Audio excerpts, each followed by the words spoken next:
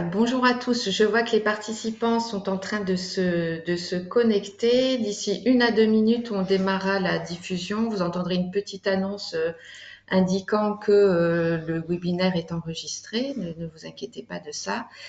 Et je commence déjà à vous annoncer une grande nouvelle. C'est une participation record aujourd'hui avec apparemment 200 inscrits pour assister au webinaire, au dernier webinaire de l'année proposé par le GIRCISO, avec un thème qu'on aborde peu souvent, rarement, voire quasiment jamais. Donc, on a trouvé que c'était intéressant de vous proposer aujourd'hui une thématique sur la recherche en management.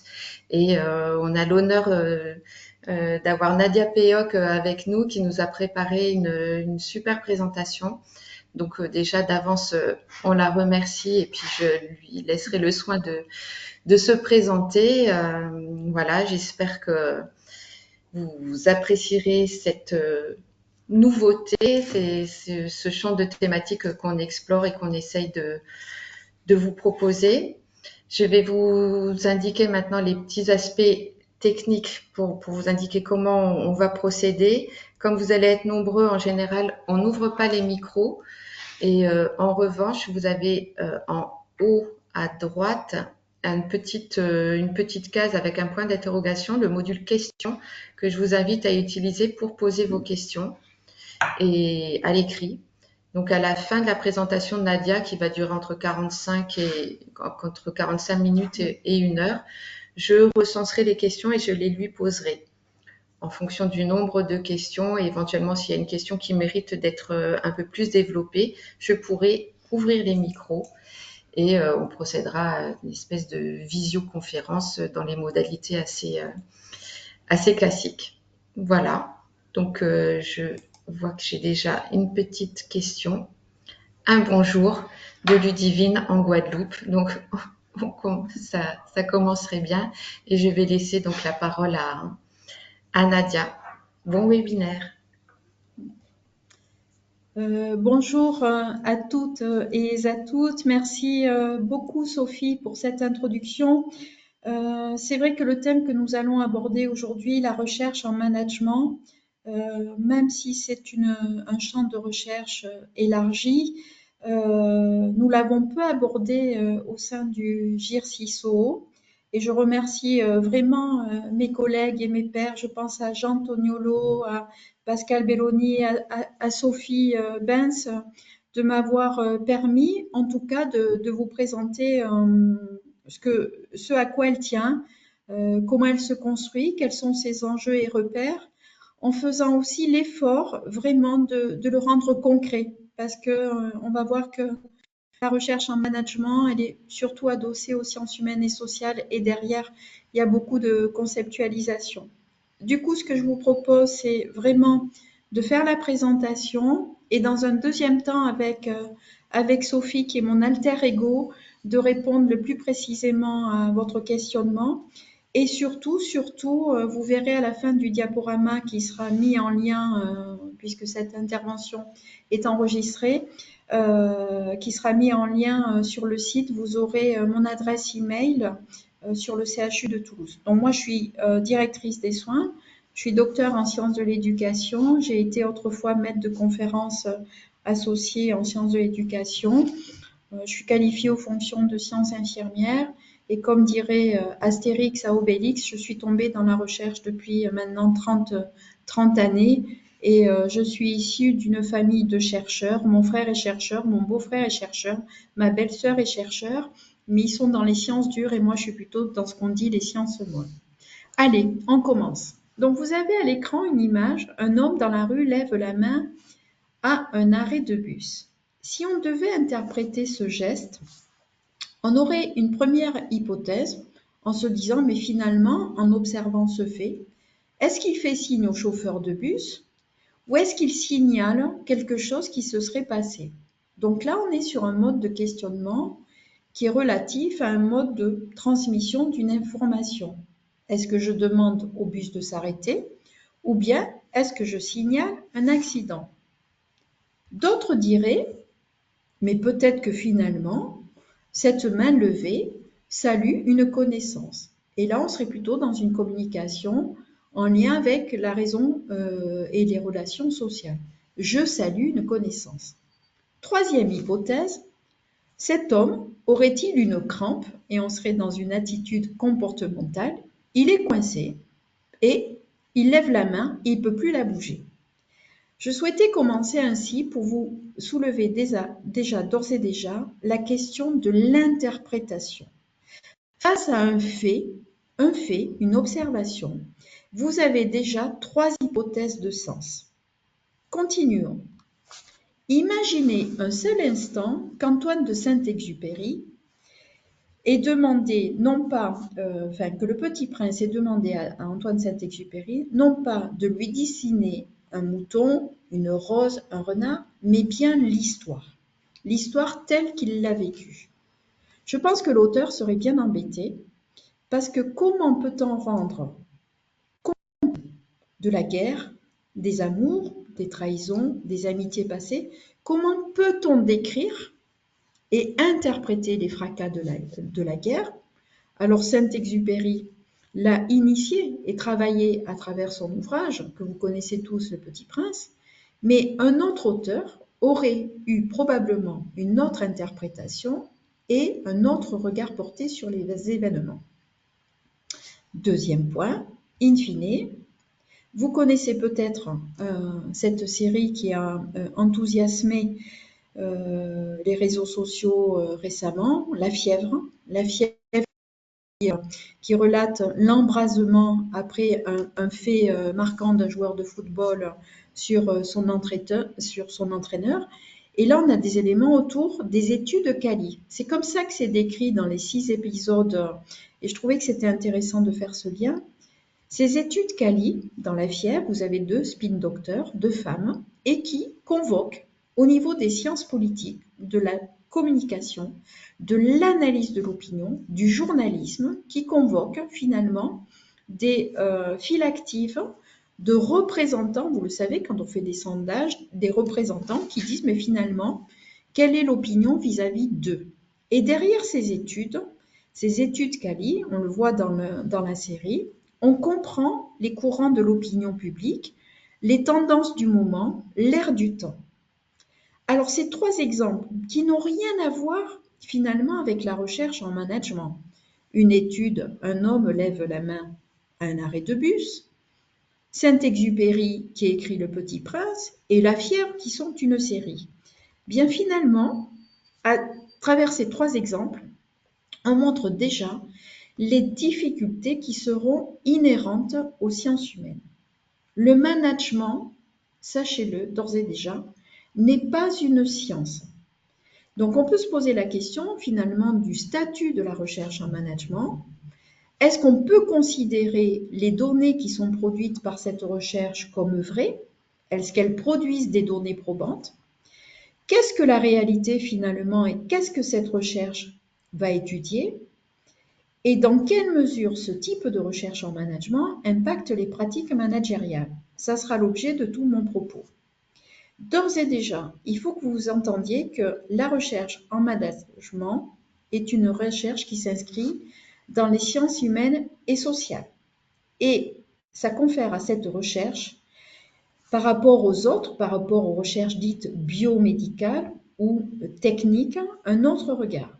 Et la production de ce travail, elle ne peut s'énoncer que dans un cadre théorique énonçable. Dans la recherche en management, nous avons l'obligation de convoquer une théorie. Et ce n'est pas si évident que ça, et je le vois à l'IFCS, à l'Institut de formation des cadres de santé, comment on énonce un cadre théorique, c'est-à-dire la paire de lunettes que je vais utiliser pour observer, la paire de jumelles que je vais observer pour observer le phénomène.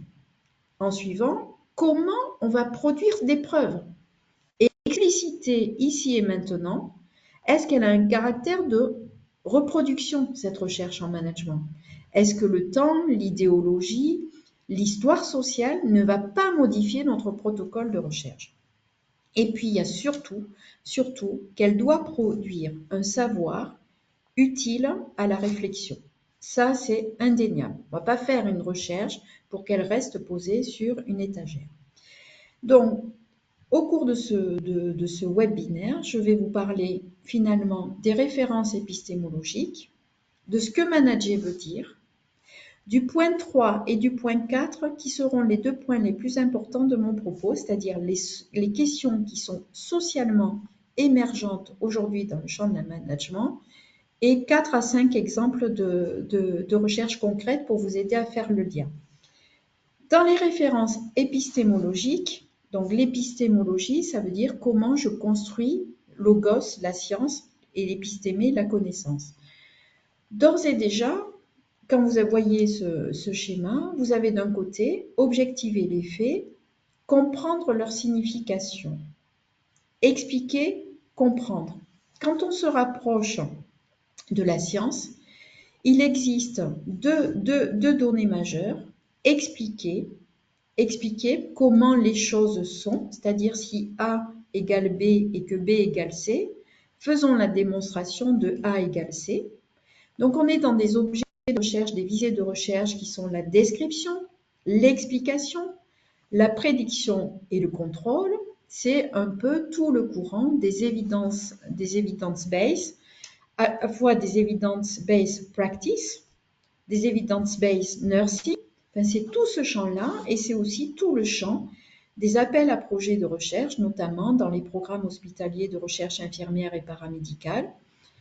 Alors que de l'autre côté, vous avez comprendre pourquoi les choses sont, quelles sont leurs significations, quel est le sens, on l'a vu avec les 3 exemples. On est plutôt sur le champ de la découverte, de l'exploration, de la description, on va décrire le phénomène. Comment finalement Saint-Exupéry s'en est-il pris pour écrire son ouvrage? Comment finalement un homme qui lève la main, on peut interpréter, il y a plusieurs types d'interprétations, on voit que c'est complexe. Et puis vous avez d'un côté la réalité, elle est multiple, subjective, alors que là, la réalité existe, il y a un monde réel et de véritables causes.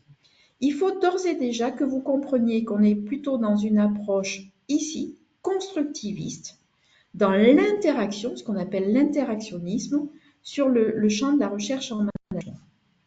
Pour aller plus loin, vous avez 2 auteurs, donc sur le constructivisme, Auguste Comte, et c'est un peu ce qui nous régit au sein des établissements publics de santé. Sa maxime était « je sais pour prévoir » et savoir pour prévoir afin de prévoir, et c'est tous les modes de prise en soins curatifs, c'est-à-dire que on va chercher s'il y a une reproduction, on va chercher dans l'espace et le temps s'il y a des lois de cause, effet, conséquences, et on va rechercher cela. Quand vous faites des protocoles de recherche et que vous examinez 2 cohortes, l'une avec une expérimentation, l'autre une prise en soins classique, c'est un peu ça, c'est finalement qu'est-ce qui se passe, alors que dans la recherche en management, on va être dans c'est compliqué, c'est vrai, la conscience réflexive, ce qui va importer, et c'est Husserl ici, qui est un philosophe, qui demande d'aller finalement au sens même des choses. Donc la conception internaliste, on est plutôt sur une vérité scientifique de l'ordre de la science, de la pureté, avec la logique de la preuve, et la vérité scientifique est liée à la logique expérimentale. Si vous devez retenir ceci, c'est ça. La vérité scientifique repose sur une logique expérimentale, sur la preuve, sur la solidité, la stabilité. Et de l'autre côté, vous avez une image plus polysémique, protéiforme de la science, c'est-à-dire que c'est une réponse à une demande sociale. On va être sur le pragmatisme, mais aussi ce côté contexte métissage. Et puis, il va falloir travailler le contexte du terrain, valider l'action, la connaissance en acte. Ça a l'air de rien, mais cette conception internaliste et externaliste guide un peu le champ de la recherche en management. Et comme je vous ai dit en préambule, dans l'introduction, qu'on était plutôt sur une approche sciences humaines et sociales, on voit bien que dans ces sciences humaines et sociales, en fonction des approches qui peuvent être la philosophie, l'anthropologie, la sociologie, les sciences de gestion, les sciences de communication, les sciences de l'éducation, on voit bien que le caractère de contextualisation sur le terrain, c'est un peu le sociologue qui va sur le terrain, hein, comme Bourdieu quand il allait enquêter sur le terrain, on voit bien qu'on est à vraiment en opposition. Alors, en opposition, ici, on serait au milieu sur des approches mixtes quand on fait des protocoles de recherche à la fois quantitatifs et qualitatifs. Mais on voit bien qu'il y a cette opposition, mais dans lequel, pour moi, il y a comment dire, des maillages et surtout des frontières qui ne sont pas si drastiques que cela. Alors moi, j'aime bien cette histoire et je vous ai mis les références bibliographiques. Un jour, un philosophe lança sur un ton provocateur: oui, mais finalement, tu sais, manager des hommes, c'est un jeu d'enfant. Ah bon? Pourquoi? Bien, les hommes ont en principe tous 2 bras, 2 jambes, un cœur et un cerveau.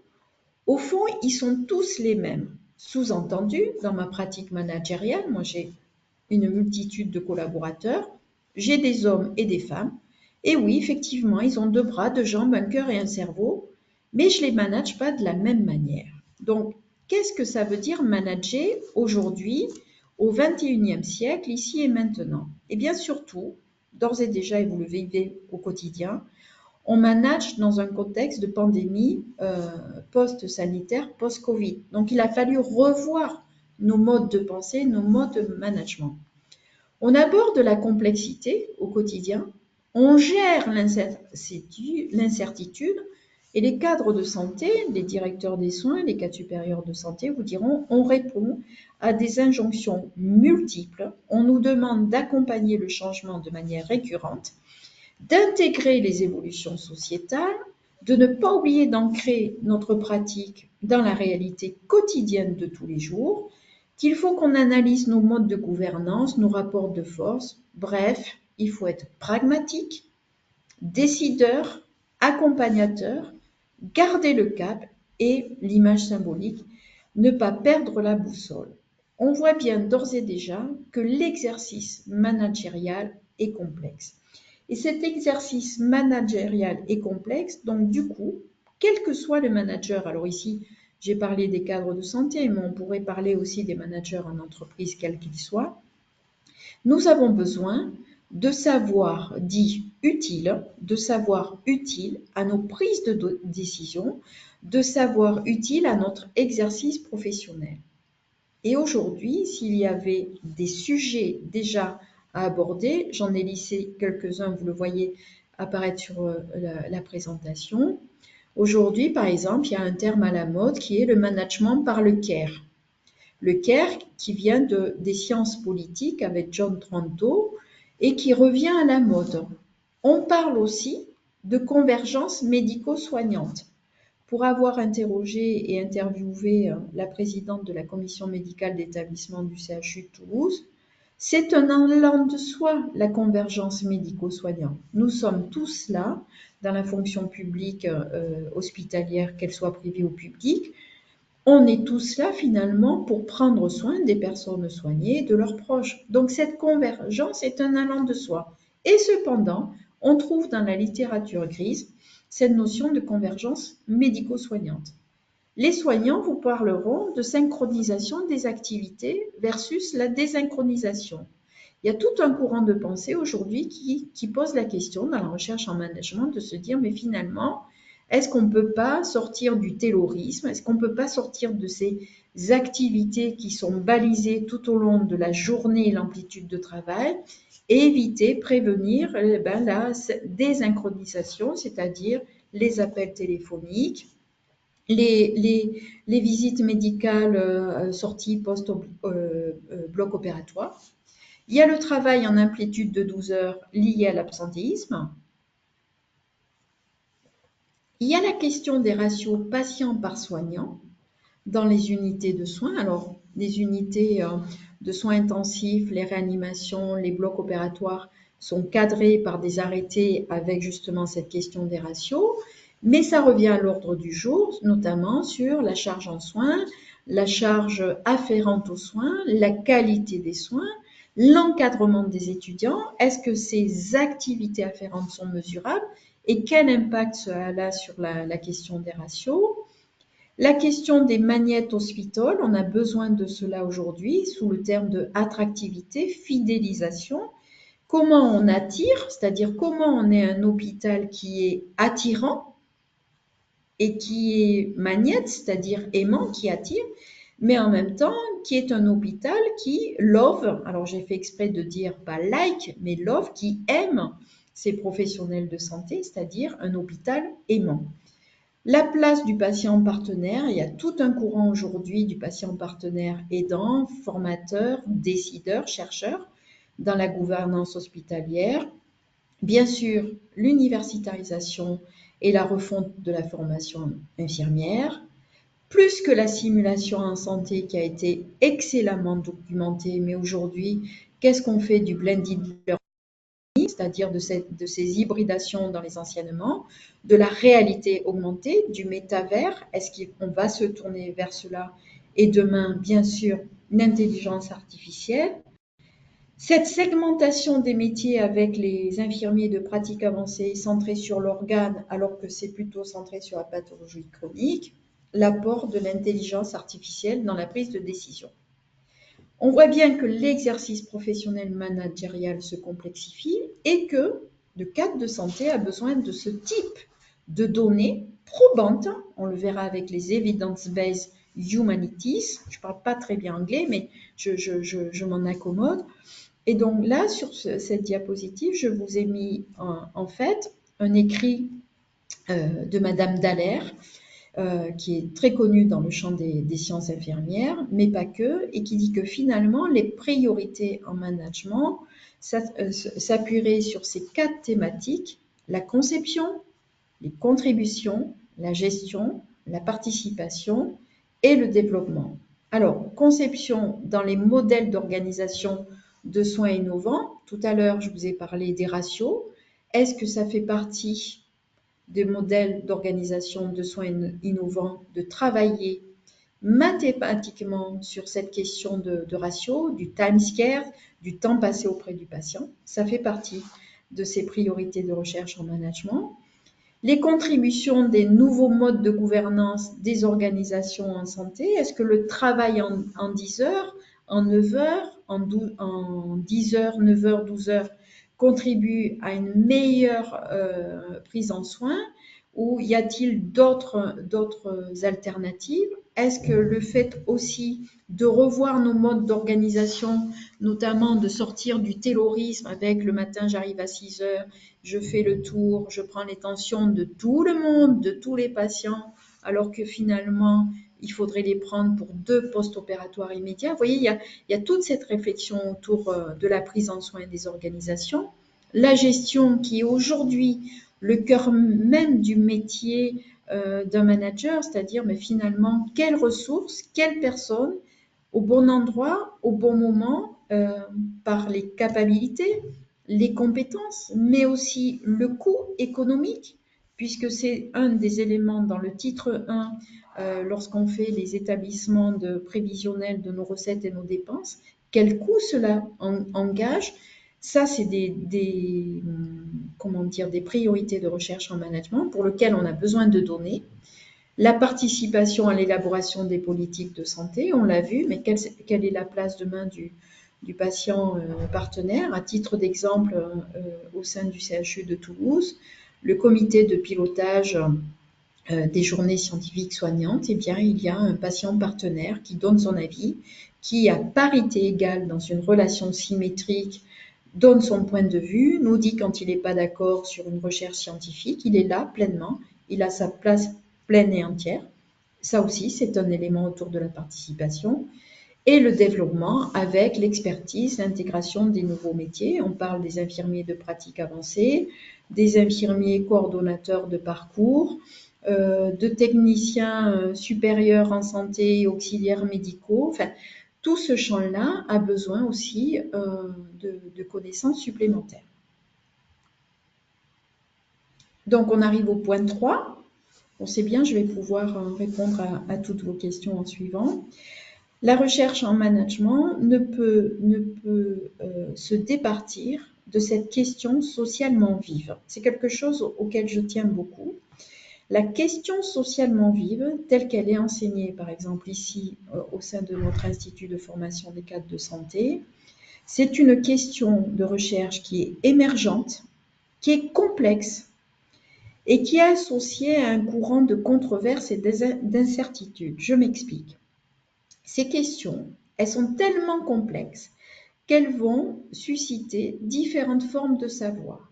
Il y a un savoir dit scientifique de référence, mais il y a aussi un savoir social, un savoir professionnel. Je vous donnerai des exemples de questions socialement vives. Et c'est une question que l'on pourrait dire une question dans l'air du temps.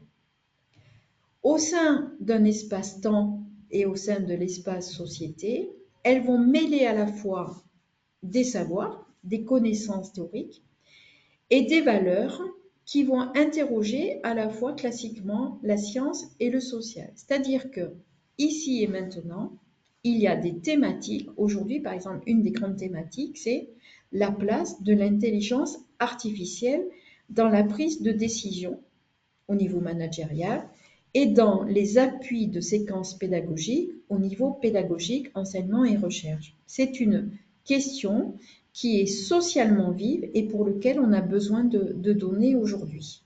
Et pour le dire simplement, c'est des questions qui sont ou intangibles, et on revient au constructivisme de départ, c'est-à-dire qu'il faut faire la preuve de leur pertinence, ou des questions qui sont qualifiées de métissées, qui seraient illégitimes parce qu'elles portent sur les croyances et sur des idéologies. On le verra avec les exemples, ça sera plus concret. Donc cette question socialement vive, retenez en management, parce qu'en management, il y a des questions socialement vives, c'est parce qu'elles font débat, qu'elles sont complexes et que quelle que soit la paire de lunettes que l'on va prendre pour aller l'observer, on aura besoin de ces données. Dans ces questionnements socialement vives, et je reprends le propos et vous avez les éléments, alors c'est Le Gardès et Simoneau, je vous ai mis la bibliographie, qui sont deux chercheurs en sciences de l'éducation, c'est-à-dire qu'elles sont vivaces dans la société, elles suscitent un intérêt chez nous, par exemple les acteurs professionnels individuellement du champ du soin et de la santé, ou de manière collective.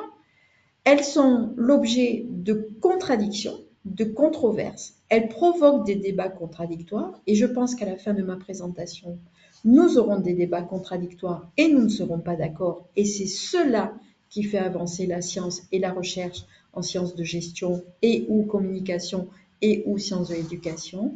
Et elles mobilisent des représentations, c'est-à-dire des opinions, des croyances, des attitudes, des valeurs, des arguments.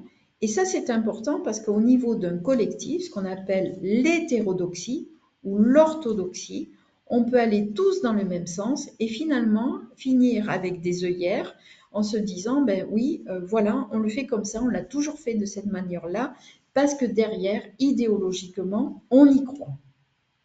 Et travailler sur ces croyances, c'est aussi un des objets du management.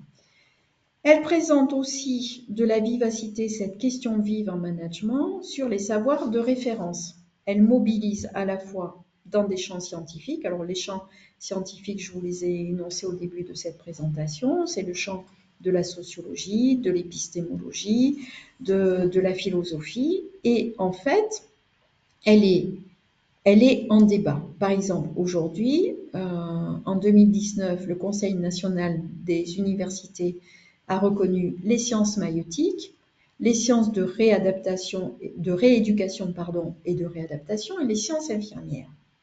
Mais d'un point de vue épistémologique, sous-entendu comment je construis la science de la connaissance, qu'est-ce que ça veut dire science de rééducation et de réadaptation?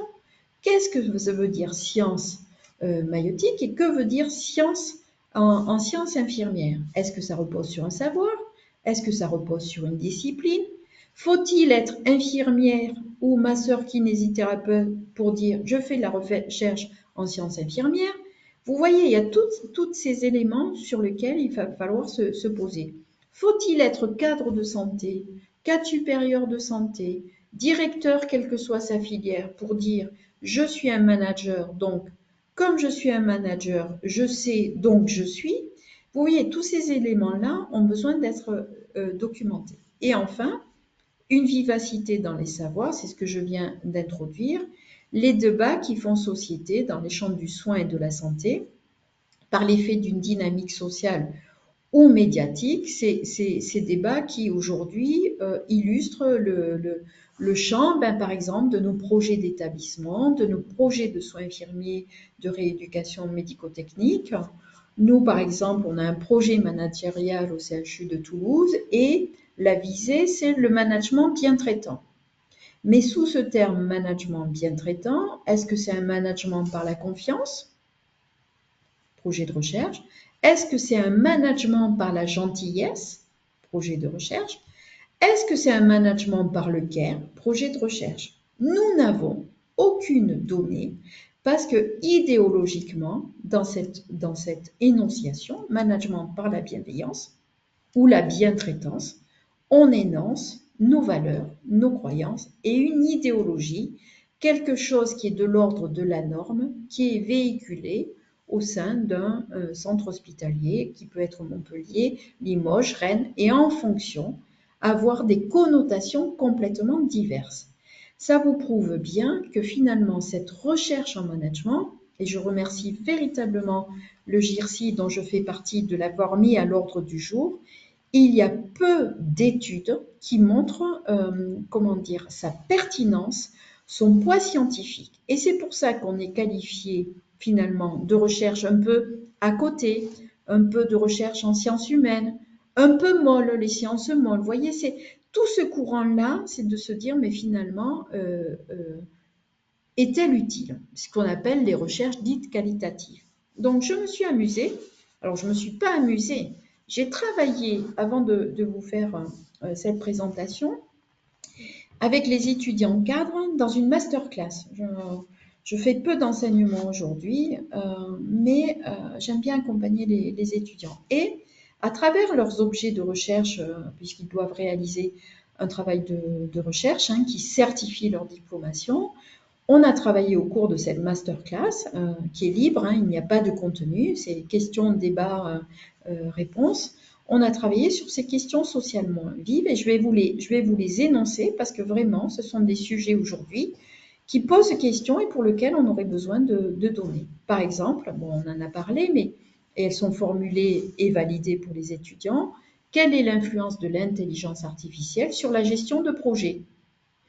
En quoi finalement les nouvelles technologies numériques 2.0 peuvent-elles être un outil d'aide à la décision pour les cadres de santé au sein des institutions de santé?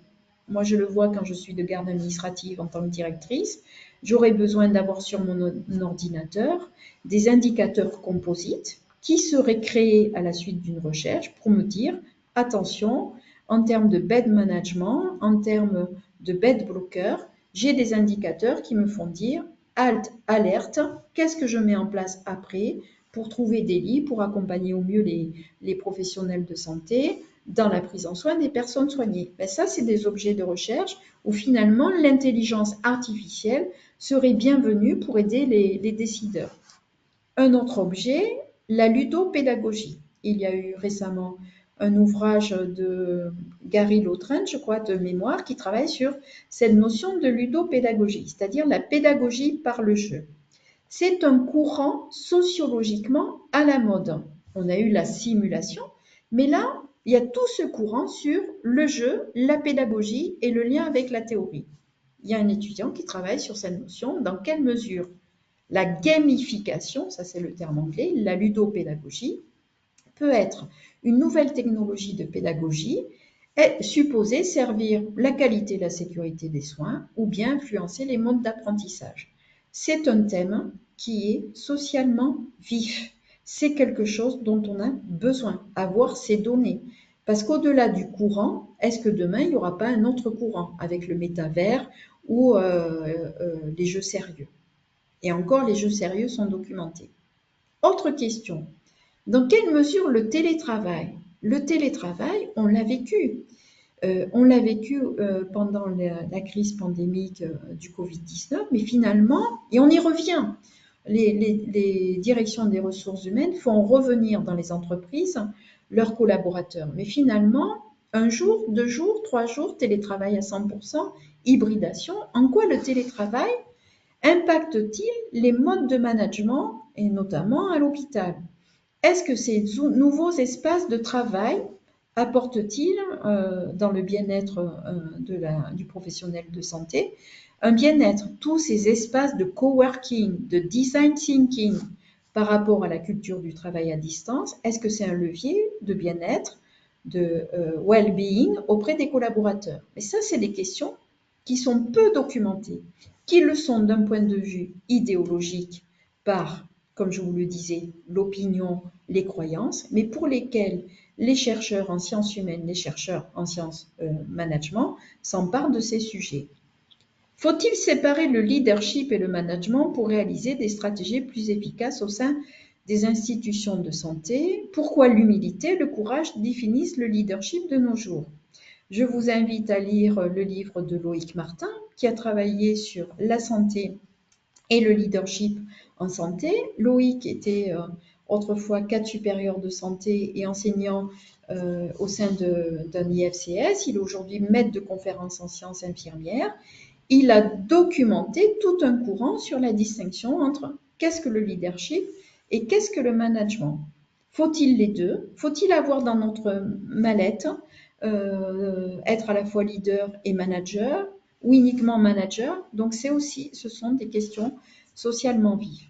On peut se demander aussi, on parlait autrefois, dans les années 70-80, de la motivation au travail, et il y avait une question qui était de dire, mais comment je motive mes collaborateurs, sachant qu'on ne motive personne et que la motivation, elle est intrinsèque. Mais il y a tout un courant de pensée dans les sciences de gestion, dans les sciences de gestion, sur l'implication organisationnelle, dans quelle mesure cette implication organisationnelle, grâce au principe de la gestion stratégique des ressources humaines, devient un levier il y a une erreur, il y a une faute d'orthographe, management performant.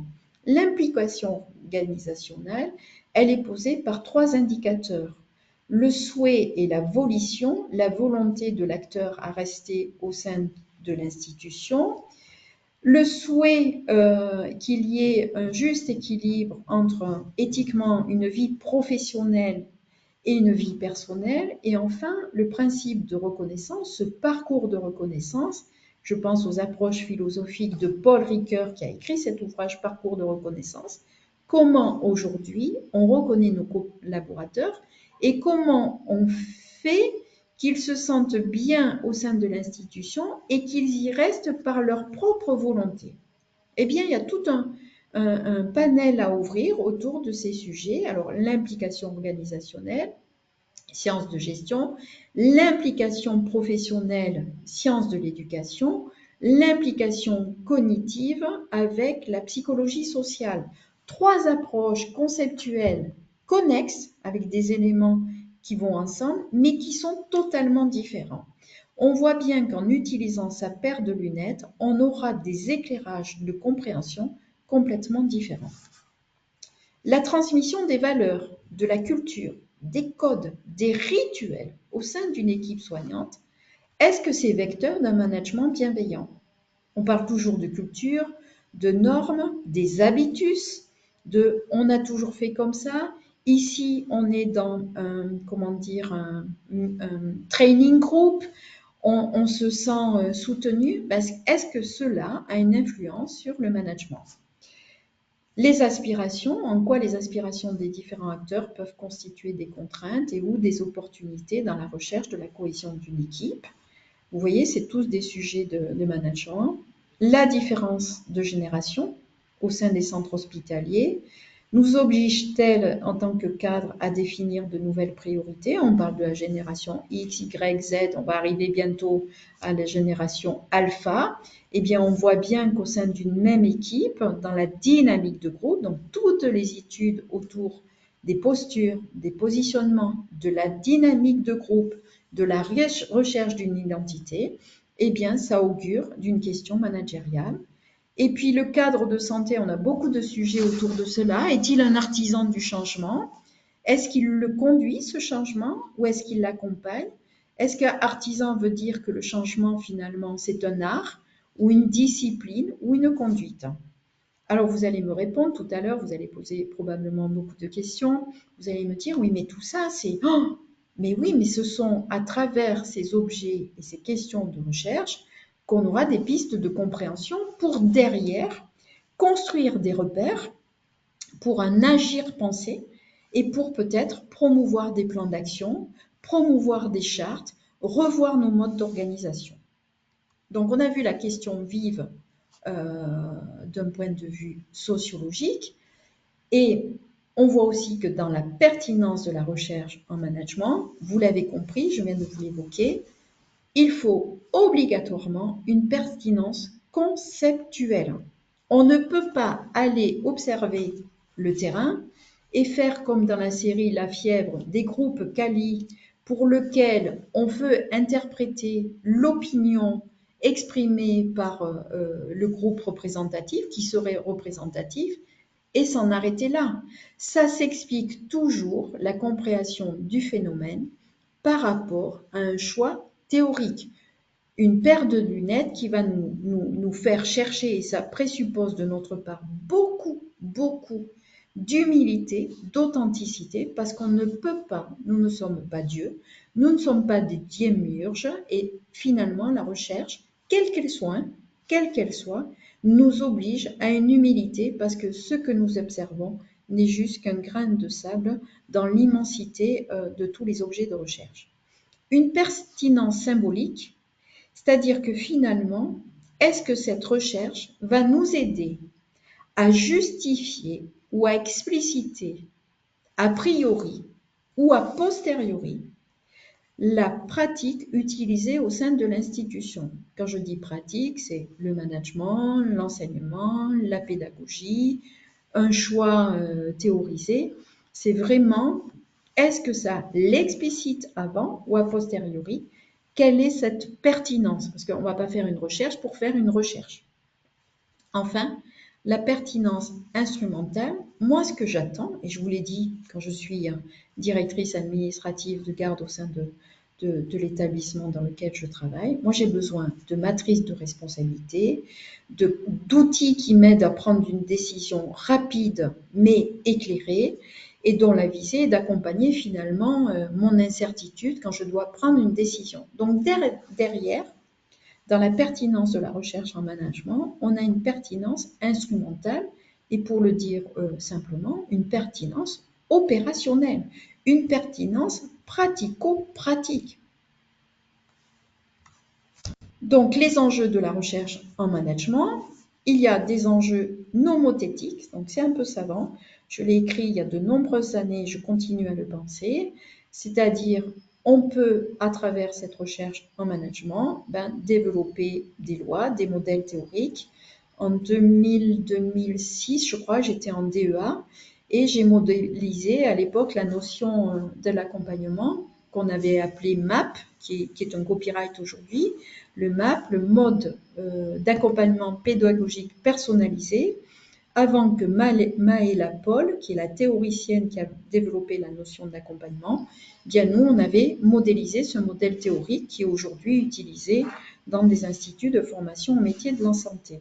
Je le disais, je le répète, il y a des enjeux pragmatiques à la recherche en management pour développer des démarches, mais aussi des opérations concrètes et des dispositifs utiles.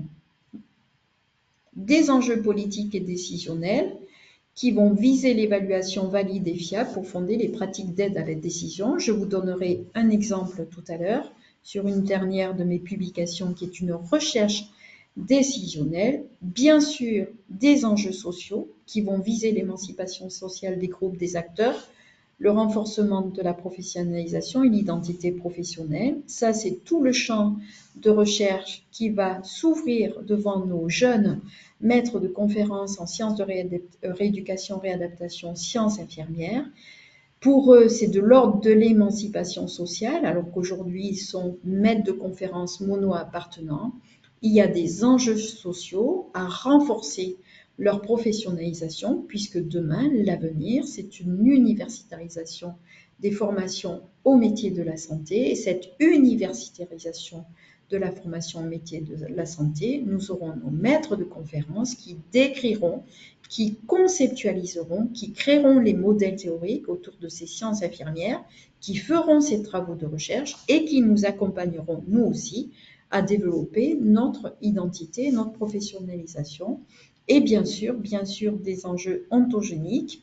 Toute recherche managériale vise le développement individuel ou professionnel de son acteur, de l'acteur, de son épanouissement en tant qu'auteur de sa propre évolution. Ça veut dire que les enjeux sociaux, on aurait pu mettre les enjeux sociaux et ontogéniques. C'est vraiment, finalement, comment je m'émancipe et comment, par exemple, en tant que décideur, quand vous prenez une décision, si vous l'éclairez à la fois de votre contexte, pourquoi vous avez pris cette décision, mais d'un éclairage théorique, je peux vous assurer que quand vous arrivez à une table d'argumentaire, de négociation, avec ce que je dis, le background scientifique, votre parole, votre voix est écoutée.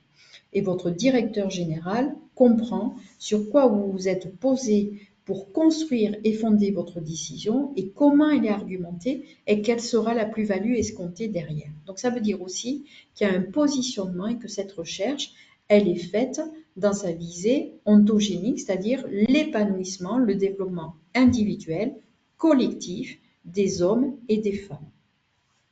Nous arrivons aux exemples.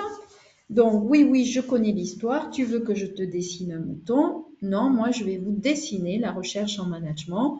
Nous abordons le 4e volet de cette présentation. Et après, je répondrai à vos questions. Et je bois juste une gorgée d'eau parce que voilà. Alors, hop.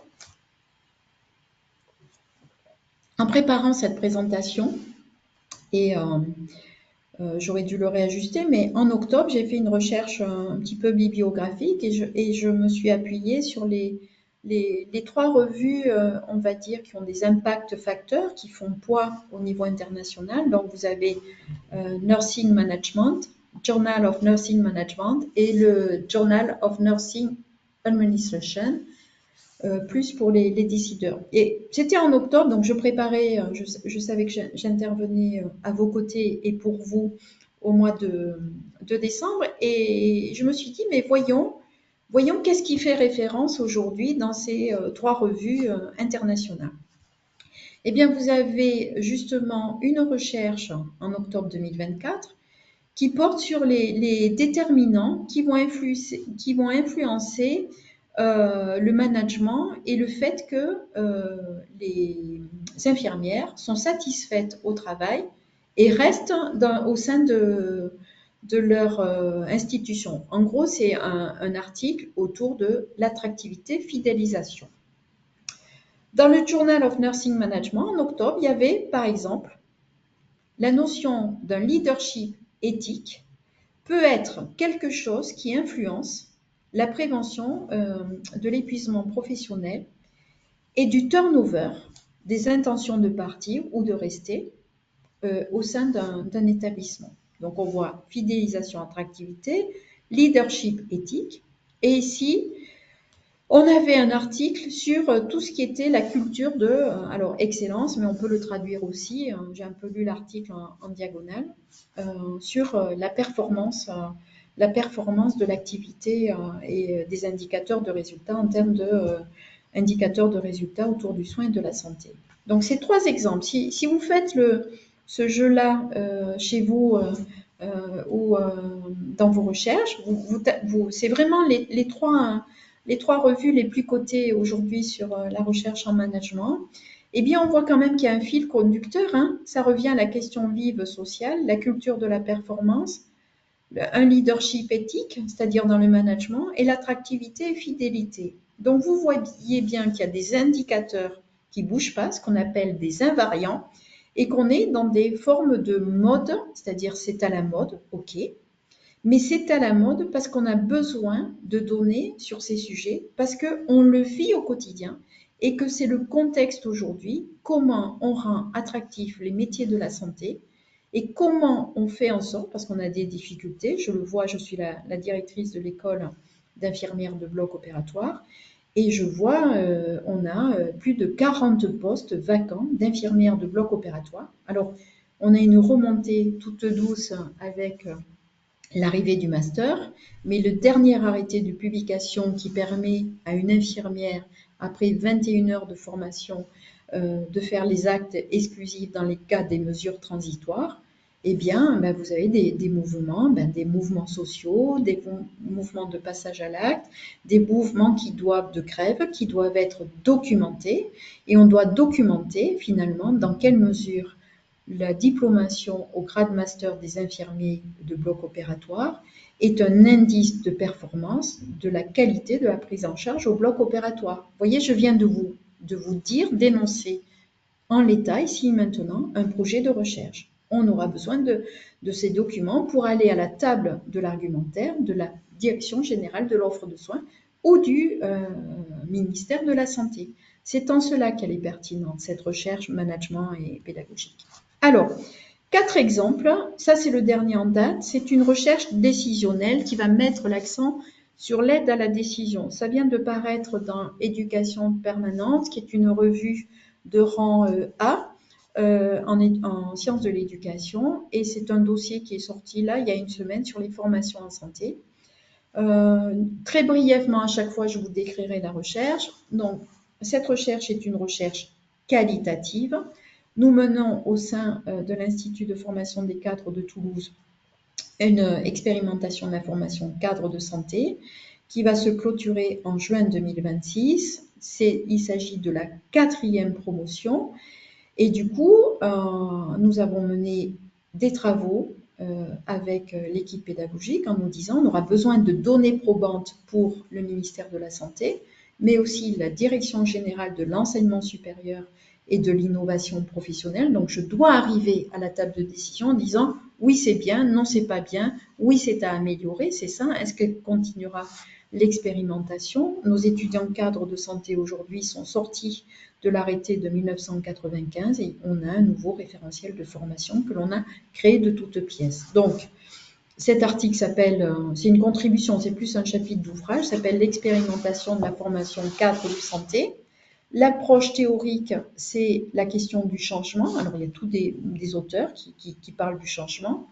Le design de l'étude, eh bien, c'est 3 approches différentes. C'est ce qu'on appelle une triangulation du recueil des données, c'est-à-dire des questionnaires pendant 3 ans là, sur notre file active auprès des étudiants cadres de santé, un focus group auprès des acteurs qui ont mis en place ce projet, et des entretiens qualitatifs semi-directifs avec une analyse de contenu auprès des employeurs.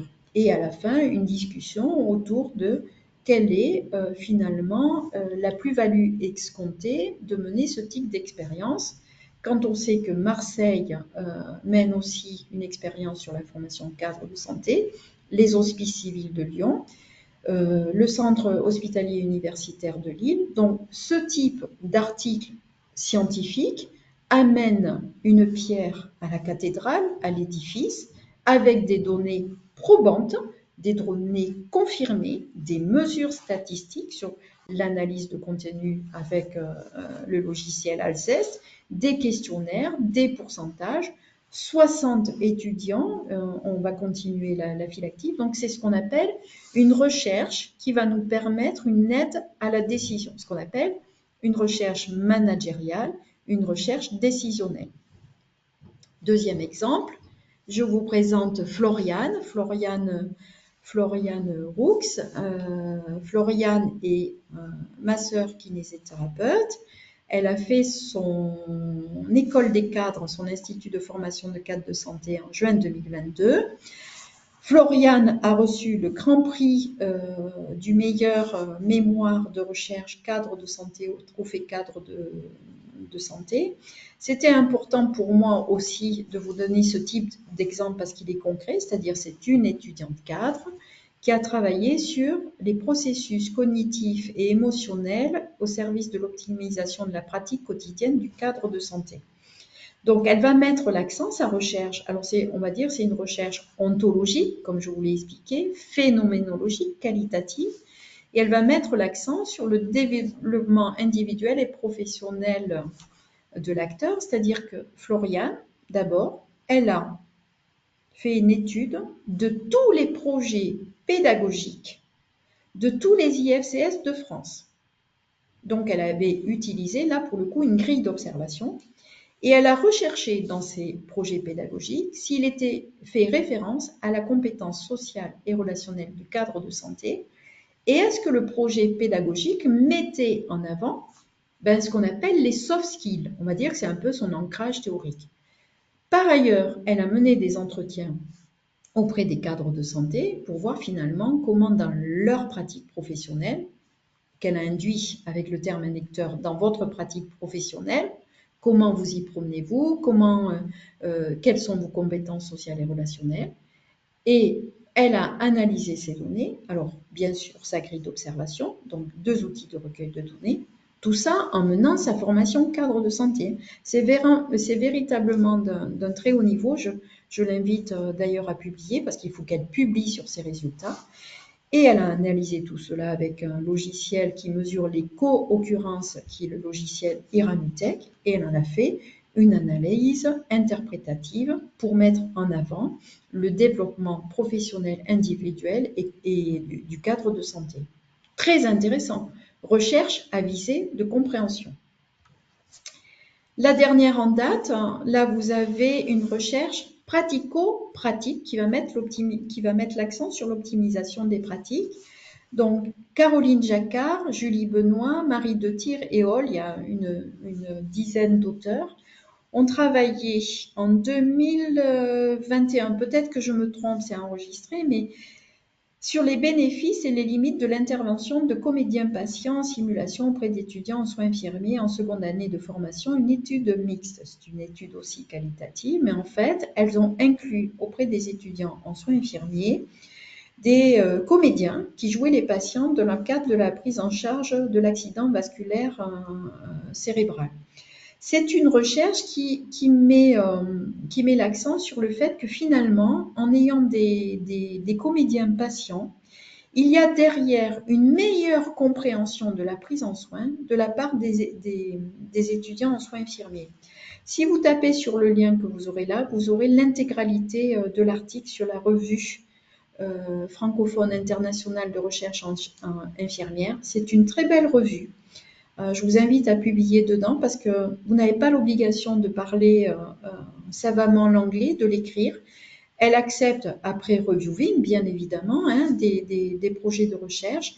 Donc là, on est sur une recherche sur l'optimisation d'une pratique d'enseignement pédagogique.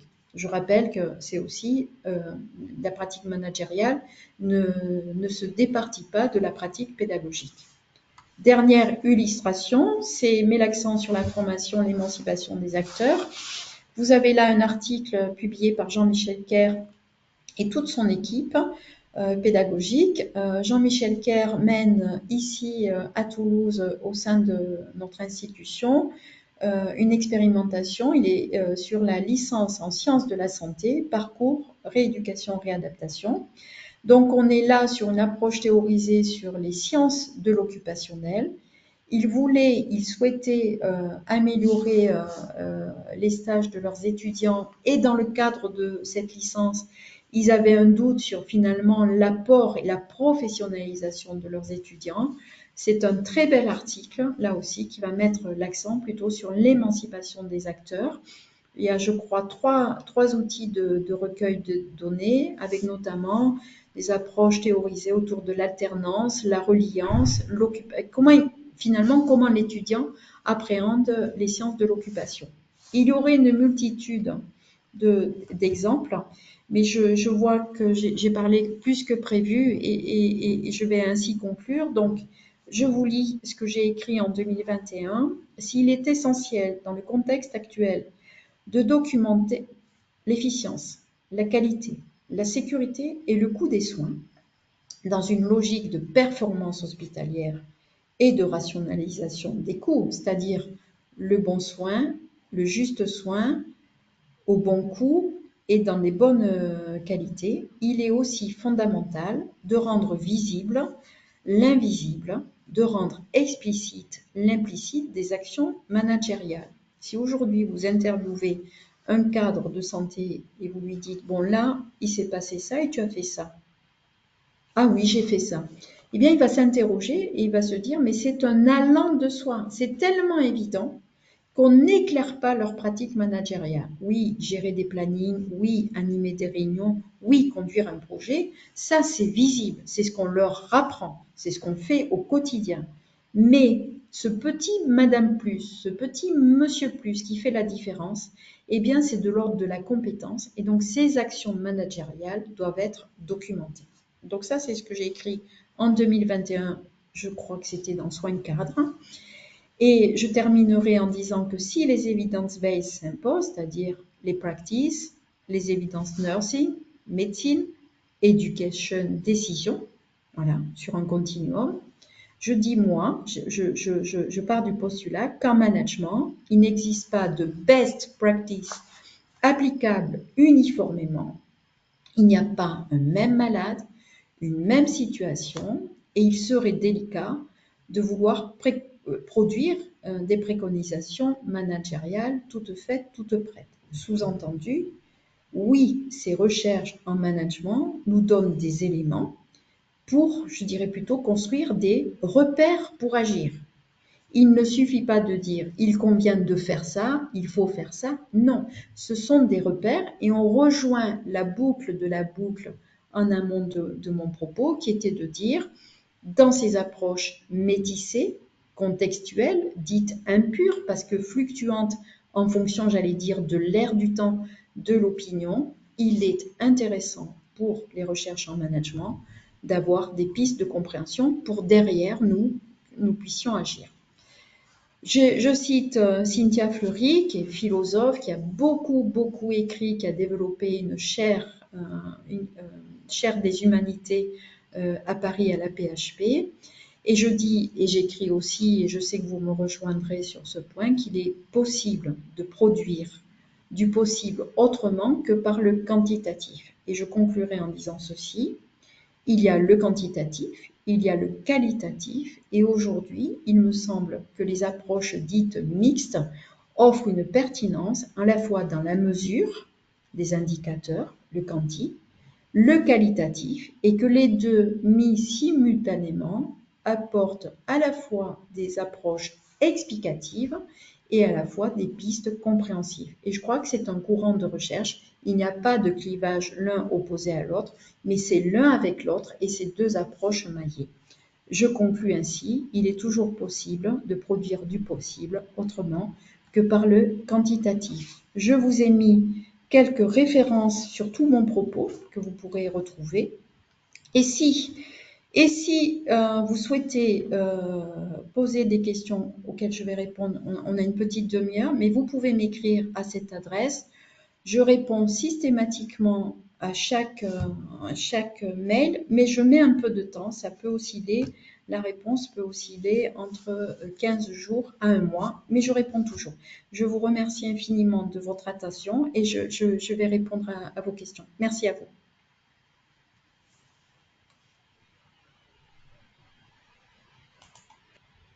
Vraiment, Nadia, un immense merci pour cette présentation dense, riche, complète, inspirante. Je pense que là, peut-être, on va prendre un tout petit peu, laisser le temps aux personnes de reprendre haleine, parce qu'on était vraiment suspendus à tout ce que tu allais dire, et je pense on a pour quelques jours, semaines, mois, à voir qu'est-ce qu'on va faire de tout ça. Donc voilà, je voulais te remercier.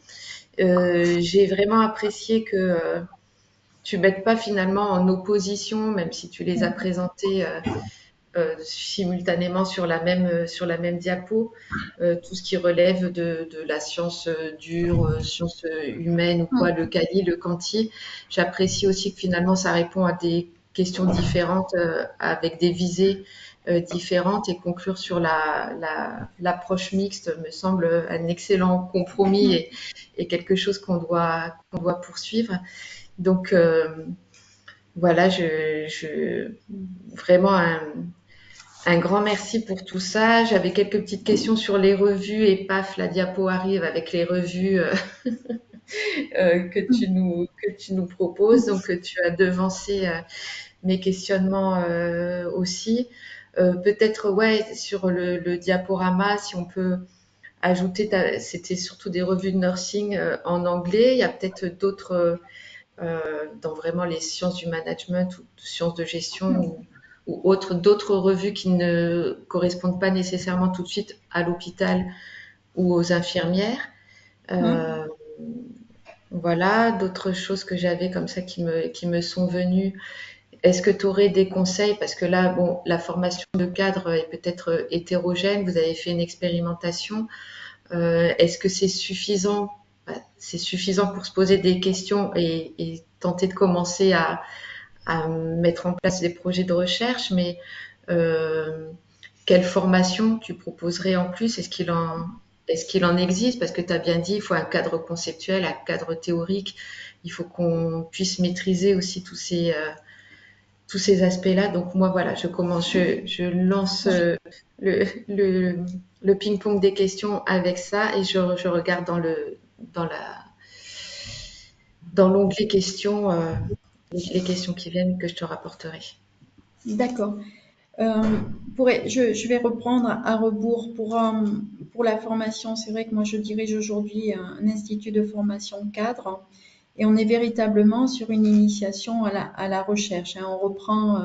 On reprend les 7 étapes fondamentales de la recherche en sciences humaines, mais ça ne suffit pas. Je crois que pour aborder la recherche en management, j'invite n'importe quel manager à suivre un cursus universitaire. On est dans l'universitarisation et suivre alors en fonction de son appétence, en fonction de son objet de recherche, eh bien, toutes les approches, quelles qu'elles soient, que ce soit un master en sociologie, en philosophie, en sciences de l'éducation, en sciences de gestion. Nous, on travaille beaucoup avec une maîtresse de conférence en sciences de gestion qui a une HDR et elle a mené une plus-value dans le cadre de l'expérimentation sur ces objets de recherche.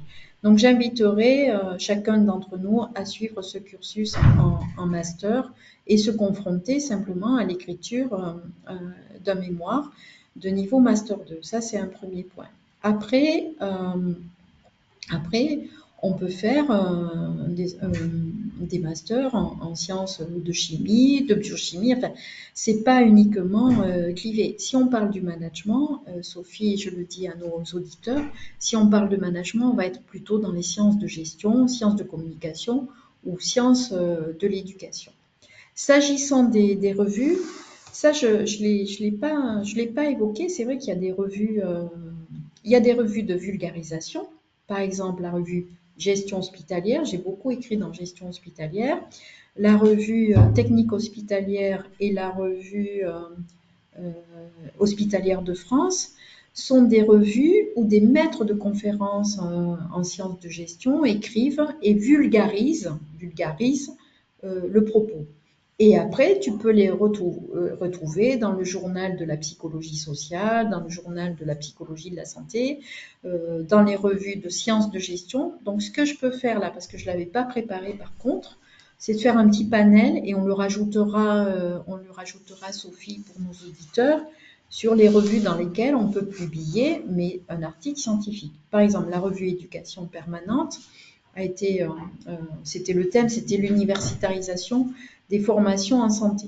Donc du coup, c'est tout le panel, tous les auteurs qui ont écrit dans cette revue qui est sortie il y a 15 jours. Tu as Stéphane Le Boulaire, Marielle Moissard qui est au comité d'entente de formation infirmière et cadre de santé, moi-même sur l'expérimentation cadre de santé parce que nous sommes les premiers à avoir initié ce type de changement. Donc, du coup, il fallait initier qu'est-ce que ça veut dire ce changement. Donc, c'est une revue des sciences de l'éducation qui a un rang national et international, je crois, de mémoire, qui est reconnu. Mais tu vois, donc, en fonction des... ce que je peux faire, c'est juste un petit panel, mais déjà, trouver des articles de vulgarisation de recherche scientifique dans Gestion hospitalière, Technique hospitalière, Revue hospitalière de France. soins cadres, où il y a parfois des auteurs, et même souvent en fonction des dossiers. C'est ce que souvent je dis aux étudiants, commencez par là et puis vous upgradez au fur et à mesure vos lectures avant d'arriver à l'auteur phare, à l'ouvrage phare, à l'article scientifique en anglais ou en français. Donc, ce qu'on peut faire pour ceux qui nous suivent sur le webinaire, c'est que je peux te le réécrire, ça. Je peux le faire et on peut le mettre après sur le GIR6O. Voilà. Merci. Alors, je crois que là, les personnes sont encore en train de, De de digérer. savoir quelle est la question à poser. J'ai juste, Oui. alors, c'est Cathy Guinoiseau. Alors, je me souviens juste plus de quelle ville elle est, mais elle est Gircy, Grand Ouest peut-être, mais elle me corrigera dans le chat, qui dit que ce serait peut-être sympa une thématique qui peut être vraiment intéressante d'ouvrir dans le cadre inter-Gircy, Gircy Go, donc Grand Ouest, j'avais raison. Et voilà, parce que c'est vrai qu'on n'est pas sectaire, on va, ça peut être intéressant de conduire cette réflexion au plan national, ou en tout cas ce type d'échange. Et elle pose la question aussi sur quel conseil tu donnes aux étudiants cadres pour valoriser en termes d'écriture leur mémoire. Par exemple, tu disais là, je sais plus, Florian. Oui. Madame Oui. Roux qui devait Oui. publier, c'est les Mm. conseils d'écriture en fait pour. Ben, en fait, je m'appuie sur les webinaires du GIRC, comment on écrit un article scientifique. Alors, moi, j'ai la chance d'avoir recruté à mes côtés, mais c'est comme toi, Sophie, Gaëlle, qui prend son envol petit à petit et qui intervient à la fois, donc Gaëlle Gonin-Pichon, qui est coordinatrice paramédicale de la recherche, et dans sa mission, cette fois-ci, on l'a maillée, c'est-à-dire qu'elle intervient à la fois dans le champ de la recherche et l'enseignement auprès des 12 instituts de formation en santé et auprès de la coordination générale des soins. Je ferme la parenthèse. L'écriture d'un article doit être accompagnée. Quand un étudiant cadre ou un étudiant de master réalise un mémoire dont on sait à la soutenance que l'objet est pertinent, l'objet de recherche est pertinent, qu'il est excellemment bien écrit, que ça fait partie d'une question socialement vive, vous l'avez compris, c'est mon dada, et qu'en plus ça amène des pistes de compréhension pour agir derrière et qu'au cours de la soutenance, le professionnel de santé, le maître de conférence le dit, notre rôle, c'est un peu comme des mentors ou des ambassadeurs. On va, Floriane, il faut que je l'accompagne, mais on, on accompagne, alors nous deux, parce qu'on est sur la recherche, alors on est deux, mais mon idée, ça serait que les ambassadeurs qui sont en doctorat ou qui ont des masters accompagnent à l'écriture. Cette année, on a un étudiant qui a fait un superbe mémoire. Ne me demandez pas quel était le thème, je ne m'en souviens plus, mais je sais que Gaël est en train de l'accompagner à la rédaction de son article de recherche. Sauf qu'il a fait des copier-coller, je vous le fais simple, hein, il a fait des copier-coller à la louche de son mémoire et il dit ça c'est l'article. Et le regard porté par la coordinatrice paramédicale de recherche, elle lui a dit, tu as fait des copier-coller. C'est bien, mais ça n'a pas de lien. Il faut que tu répondes. Et c'est ça les conseils pour répondre à notre auditrice. Il faut répondre aux dimensions et à la topique de la revue. Quel type de revue? Est-ce que vraiment mon article va s'inscrire dans cela? Et si vous avez plusieurs corpus de données, ben vous pouvez prendre un angle, deux angles, trois angles. Je me rappelle en 2009, quand j'ai soutenu ma thèse de doctorat, j'ai eu une quarantaine de publications scientifiques, mais à chaque fois, j'avais tellement de matériel que je ne montrais qu'un pan de la réalité. Donc l'écriture scientifique, avec la méthodologie IMRED, hein, introduction, méthode, résultats et discussion, c'est la base. Et après d'être accompagné avec un relecteur, puisque après dans les revues, Sophie, on le sait, il y a des reviewers, hein, des relecteurs qui disent je publie en l'état, je publie sous réserve d'approfondissement, de réajustement, cet article n'est pas publiable en l'état. Donc il y a aussi cette confrontation, la remise en question. Donc c'est vrai qu'un étudiant cadre, quand il sort, il est un peu seul. Il prend ses fonctions, il est soit cadre de santé formateur, cadre de santé en agence régionale de santé, en mission transversale ou cadre de santé en gestion. Et du coup, c'est pas uniquement le copier-coller, c'est de ce travail de recherche conséquent, hein, parce qu'il y a de beaux travaux, il faut en faire une synthèse. Et deuxième point, être au fait de, par exemple, l'ANSIM, l'Association nationale des cadres infirmiers médico-techniques et toutes filières confondues, ben, chaque année promeut le meilleur mémoire de recherche de l'étudiant cadre. Le CEFIEC, chaque année, promeut le meilleur mémoire d'étudiants cadres. Et là, le CEFIEC, je crois que ce n'est pas le mémoire qu'il demande, c'est un article. L'ANFH, dans ses appels à projets, donc ça veut dire aussi qu'on doit être en vigilance critique sur je vais proposer ce mémoire. D'ailleurs, pour l'ANSIM, la directrice doit signer en disant qu'elle certifie que ce mémoire présente une qualité scientifique. Vous voyez, c'est un. Donc, il y a ces appels à projets de valorisation, on va dire, sociale, c'est-à-dire le trophée, la présentation, et puis les revues. Les revues, oui, c'est vraiment important. Écrire sur sa pratique et montrer, parce que après, derrière, ben, on les utilise. Moi, des fois, dans un article, je dis tel étudiant a écrit dans cette revue. Vous voyez, c'est comme ça que se construit finalement ce savoir-là.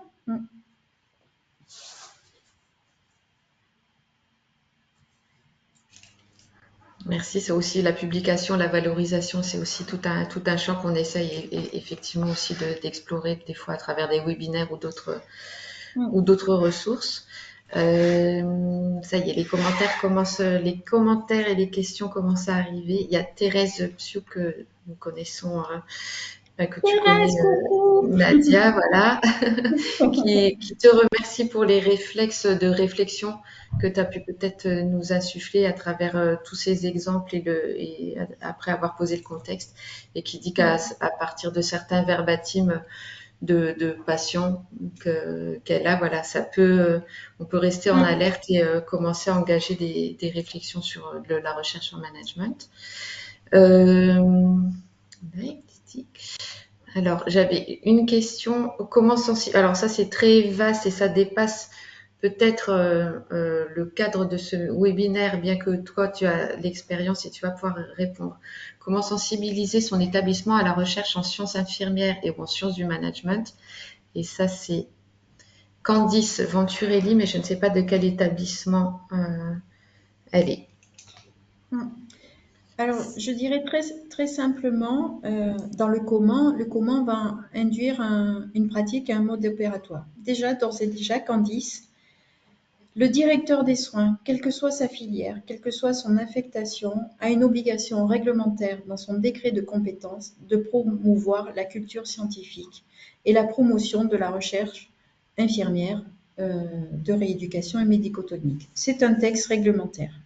Et il est écrit dans ce texte, dans ce décret de compétence, que le directeur ou la directrice des soins propose au directeur de son établissement ou au directeur général de son centre hospitalo-universitaire les thématiques de recherche, les objets de recherche et propose une politique de promotion de la recherche.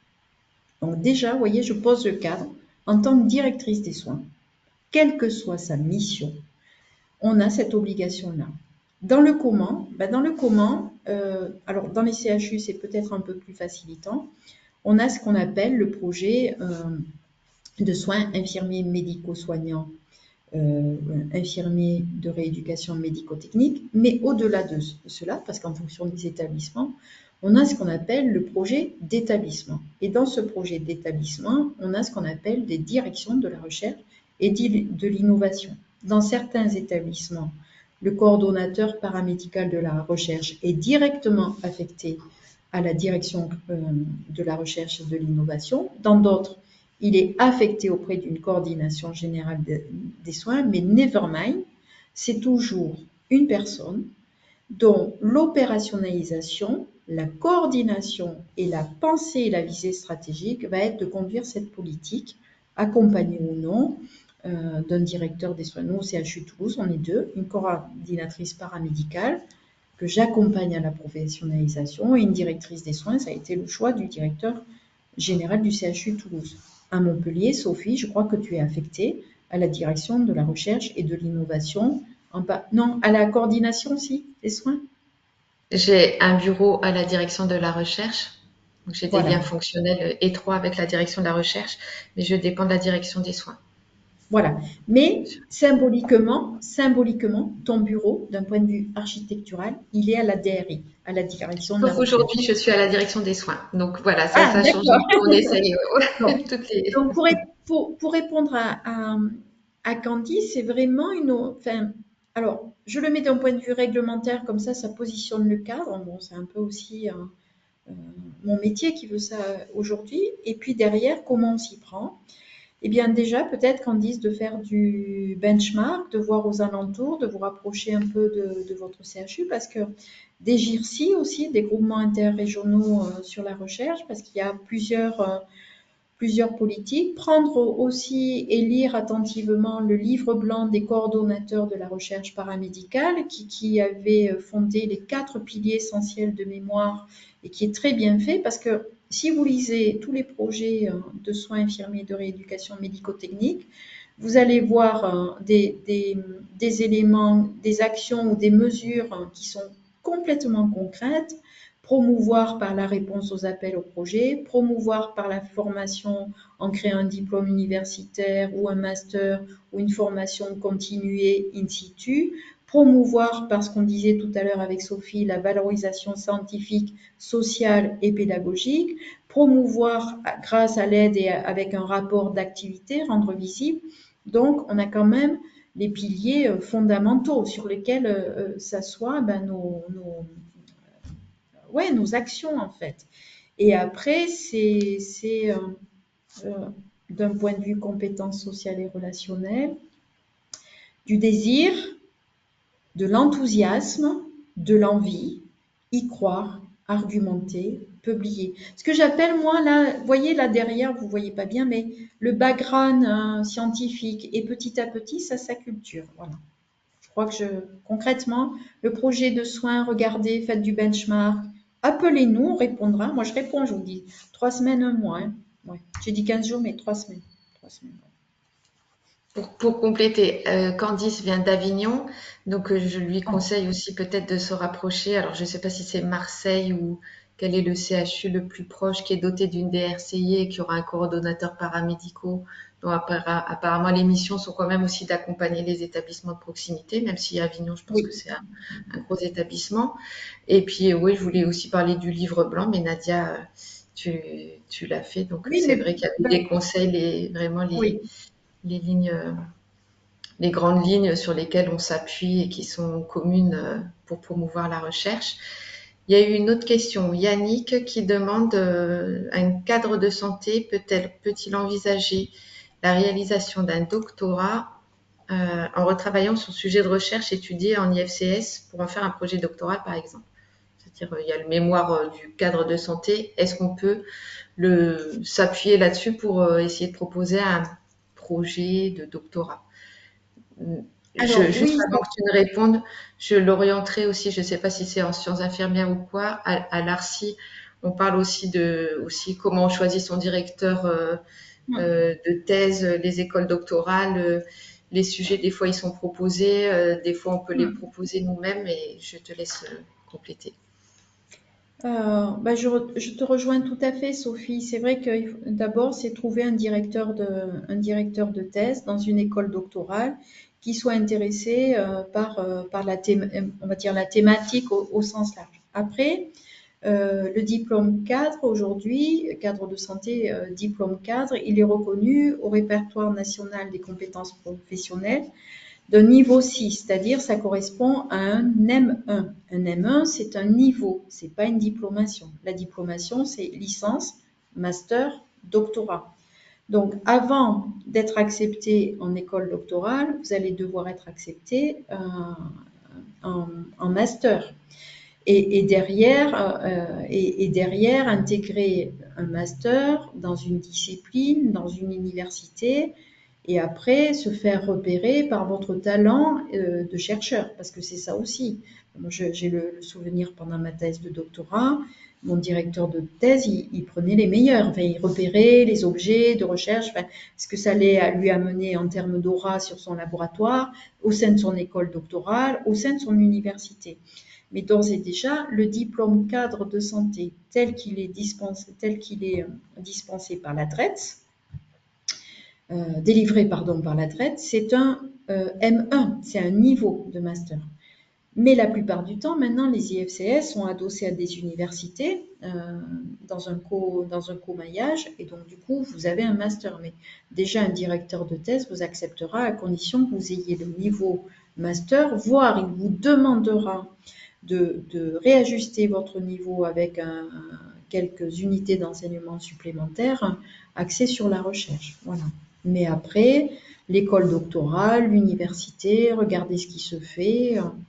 Nous, avec Sophie et l'ensemble des membres du GIRCISO, on peut être pas facilitateur, mais vous dire, enfin moi par exemple à Toulouse, je fais partie de la commission d'attribution des doctorats et des masters.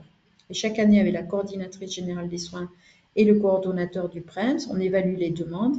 Et moi, j'ai un œil attentif sur est-ce que le doctorat sera pertinent, est-ce qu'il y a une école doctorale, est-ce que le directeur de thèse a accepté et a signé qu'il a sa... Vous voyez, donc tout ça aussi, c'est des instances, nous qui sont créées chez nous, je suis membre de 3, et mais voilà.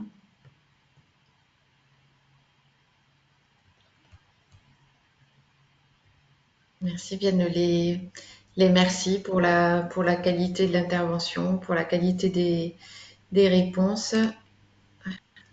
Et voilà, je pense que on sera nombreux à revoir en replay ton webinaire. De toute façon, après, il est disponible partout sur une chaîne YouTube, sur une chaîne Gogo, je sais plus. Donc voilà, je pense que ce sera très bien. Je profite maintenant du coup de juste ces dernières petites minutes pour déjà excuser Jean Toniolo. Je ne l'ai pas fait au début et je m'en excuse auprès de lui quand il reverra le replay. Il avait un impératif professionnel, donc il s'excuse auprès de vous. Le prochain webinaire aura lieu le 13 février, c'est un jeudi.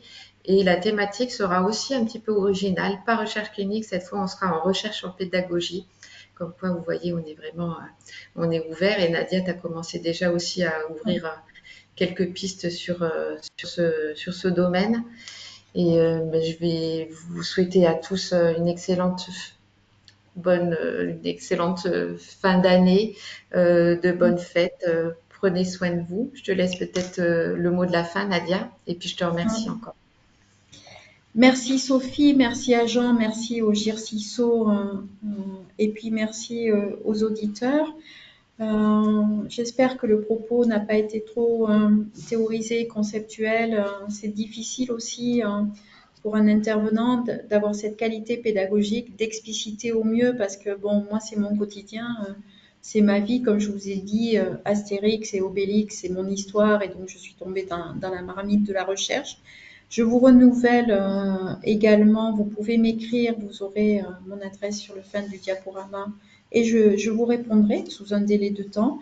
Et je profite de ce temps pour vous souhaiter de belles fêtes de fin d'année. C'est vrai que c'est un peu le rush en cette fin d'année. J'aurai plaisir, moi, toujours à travailler avec mes compagnons de route du GIRCISO et encore quelques années. Ça se raccourcit chaque année un peu plus. Et je vous dis merci. Je suis contente que vous ayez apprécié. Je vois des petits bravos. Merci, c'est un retour positif aussi. Et donc, je vous souhaite de belles fêtes et merci Sophie de m'avoir accompagnée dans toute la technique en préambule de cette intervention. Voilà, merci à vous. Ouais. Merci beaucoup, à bientôt. Au revoir, au revoir.